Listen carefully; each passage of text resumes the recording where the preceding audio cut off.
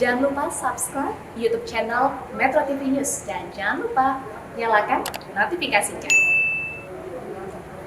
Tadi lanjut obrolan kita dengan Bung Wesley ya. Terakhir tadi Bung Wesley menyinggung ini strategi komunikasi PSSI sebenarnya yang salah begitu kan. Yeah. Karena timnas Indonesia saat ini sedang berjuang di Kuwait. Kemarin meraih hasil yang bagus menghadapi Kuwait begitu, menang. Dan kita harapkan juga kemenangan nanti menghadapi Yordania begitu. Dan tiba-tiba ada muncul informasi terkait dengan pelatih timnas Indonesia saat ini, Sintayong, yang katanya nanti setelah pulang dari Kuwait dia akan fokus hanya melatih tim U20. Sebenarnya peluangnya seperti apa? Kalau ini kan masih wacana. Peluangnya seperti apa menurut Anda Bung Wesley setelah PSSI juga didukung oleh Exco? Peluangnya nanti untuk Sintayong hanya akan fokus ke U20 akan seperti apa? Apakah semuanya akan tergantung kepada Sintayong atau justru nanti ada tekanan justru untuk Sintayong? Ini kan bisa dibilang serba salah untuk Sintayong. Bagaimana Bung Wesley? Iya, saya mau mengutip ucapan Bung Toel tadi, hanya Tuhan, Sintayong dan PSSI yang tahu apa yang terjadi dalam kontrak kerjasama yang mungkin yang kita tidak tahu. Ada hal yang menjadi tekanan dari federasi bahwa Sintayong harus begini-begini, kalau gagal begini-begini.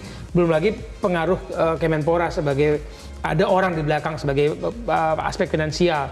Tapi yang harusnya memutuskan itu adalah Sintayong kalau basicnya adalah kontrak.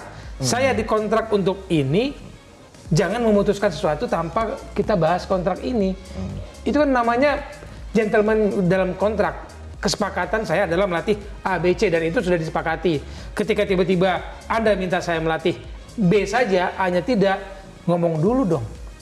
Dan keputusan ada di saya mau apa enggak. Jadi menurut Anda memang ini belum dibahas ya sebelumnya ya dengan Sintayong, antara PSSI dan Sintayong ya? Begitu itu ya? Hanya orang yang belajar bikin telur mata sapi yang tahu.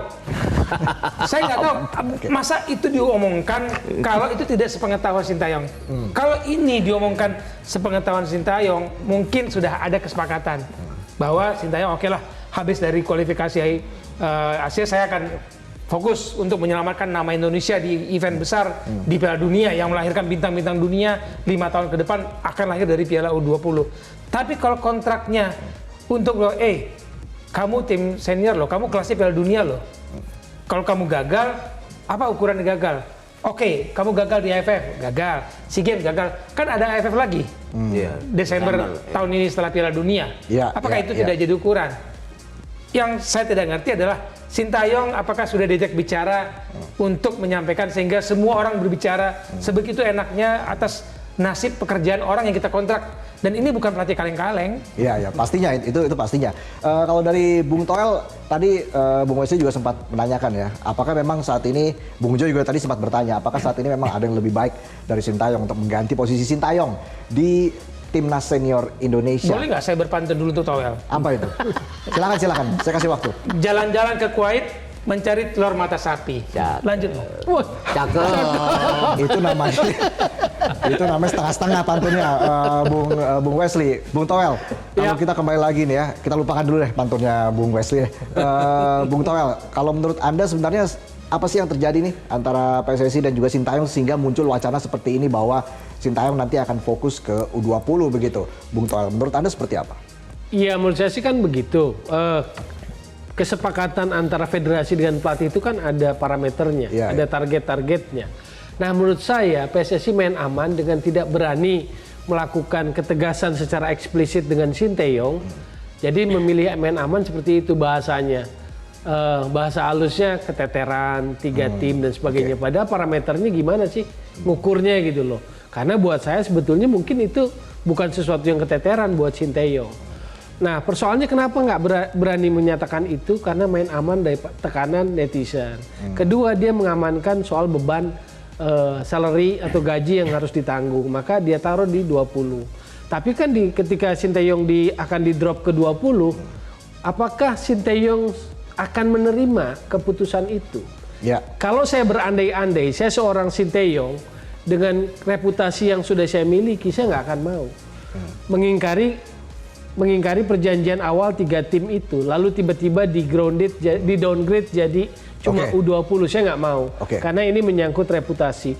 Kalau soal pelatih, adakah pelatih yang bisa menggantikan? Pasti banyak. Tapi persoalannya, mekanisme memilih pelatih yang tepat buat tim nasional suatu negara itu seperti apa sih? Karena kan wacananya itu muncul dari PSSI, seharusnya PSSI sudah mempersiapkan nama begitu kan. Kabarnya bahkan ada nama Indra Syafri muncul untuk melatih timnas senior. Bagaimana Anda melihat bursa pelatih timnas senior saat ini? Kalau misalnya Sintayong nanti akan fokus nah ke ini 20. makin keruh kalau memang nama Indra Syafri yang akan muncul. Karena sejak awal, sejak kedatangan Sintayong ke Indonesia, Indra Syafri ini kan memang tidak dalam posisi yang cukup harmonis gitu loh. Bahkan sebagai dirtek, sebetulnya pekerjaannya itu tadi, membangun, mempersiapkan sepak bola Indonesia for the future, masa depan. Sekarang apa yang dikerjakan oleh dirtek, sementara dia hanya mengikuti kemanapun timnas pergi gitu loh. Oke. Padahal pekerjaan utamanya bukan itu sebagai dirtek. Bung Gita, bagaimana? Kalau saya bilang gini, menurunkan, mendowngrade seorang pelatih itu kan merupakan sebuah punishment ya. Apapun itu punishment. Punishmentnya kenapa? Karena selama ini kan kalau dianggap banyak masyarakat bilang kok cuma runner-up AFF. Sama federasi sendiri kan dibelain bahwa mainnya udah bagus gini-gini. Jadi federasi sendiri tidak menganggap bahwa itu sebuah kegagalan dari Sintayong. Juga pada saat kita di SEA Games kemarin, orang bilang kan kok nggak dapat emas, nggak dapat perak, nggak dapat masuk final, perunggu. Tetap dibela kan oleh federasi. Kok tiba-tiba ujuk-ujuk gitu loh kalau orang Jawa bilang kok tiba-tiba ingin mendowngrade. Nah kalau saya sebagai Sintayong kan pilihannya yang satu, lu pecat gue, tapi jangan downgrade gue, atau lu terusin gue di semua yang sudah dari kontrak yang sudah di offer ke gue gitu loh. Jadi Kalau Sintayong menerima dengan lapang dada? kayaknya bukan Sintayong ya jadinya. Oke. Kalau lihat sikap Sintayong sih seharusnya dia tidak menerima itu. Kenapa? Karena acuannya, apalagi kalau dia lolosin kita ke Piala Asia kan, rasa-rasanya aneh aja ya. Dia lolosin kita ke putaran final Piala Asia. Setelah berpuluh-puluh tahun kita nggak lolos, kok tiba-tiba dia downgrade? Artinya kesalahan dia apa? Kan nggak ada kesalahan, kan nggak boleh dipanis juga kalau tidak ada kesalahan. Bung Joy, walaupun memang Sintayong nanti kabarnya wacananya akan fokus ke tim U20 untuk Piala Dunia tahun depan begitu kan, Bung Joy, dengan turnamen yang sekali berPiala Dunia membutuhkan sosok Sintayong.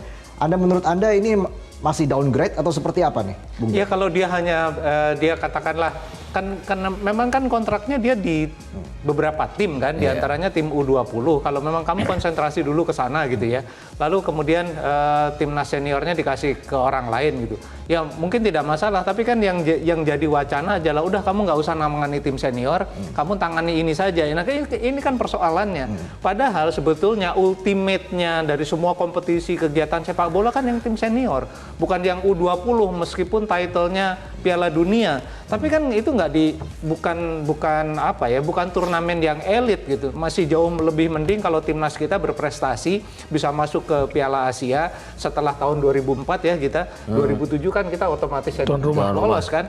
Kalau kita bisa lebih berprestasi lagi di Piala Asia, menurut saya itu jauh lebih bergengsi daripada hanya sekedar kita cukup berprestasi, membanggakan, barangkali juga untuk jadi juara jauh ya, tapi membanggakan di U20 menurut saya jauh gengsinya gitu loh. Oke. Jadi menurunkan kapabilitasnya Sintayong ke U20 menurut saya itu keputusan yang bagaimana ya, saya nggak habis pikir. Ini orang-orang di Eskon ini ngerti nggak sih bahwa ada grade-grade-nya gitu loh. Sintayong nih levelnya udah level Piala Dunia gitu loh. Ya. Nah dia kalau dia konsentrasi di senior, karena itu yang dihitung peringkat FIFA, semua indikator adalah peringkat yang senior gitu ya, bukan yang U20. U20 tuh title-nya aja Piala Dunia. Baik. Tapi Bung nggak Wesley, bergengsi sama sekali sebetulnya.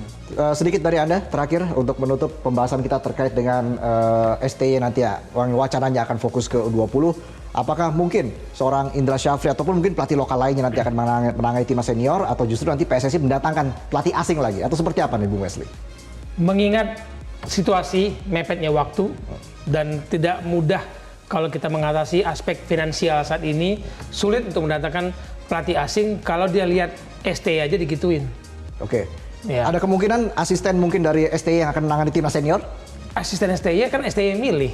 Apa dia mau mengkhianati yang milih, yang mengangkat dia gitu. Yang ada nanti kalau ini terjadi, pergantian pelatih akan kisruh aja. Jadi pemberitaan kita lebih kepada kisruh, lebih kepada pencitraan, lebih kepada duel di sosial media ketimbang hasil prestasi di rumput di lapangan hijau. Baik. Oke, yang jelas Anda semua tidak setuju ya kalau STY downgrade begitu ke U20. Kita akan lihat nanti hasilnya dari sepulangnya timnas dari Kuwait begitu, apa hasil pembicaraan nanti dengan PSSI dan juga dari tim STY.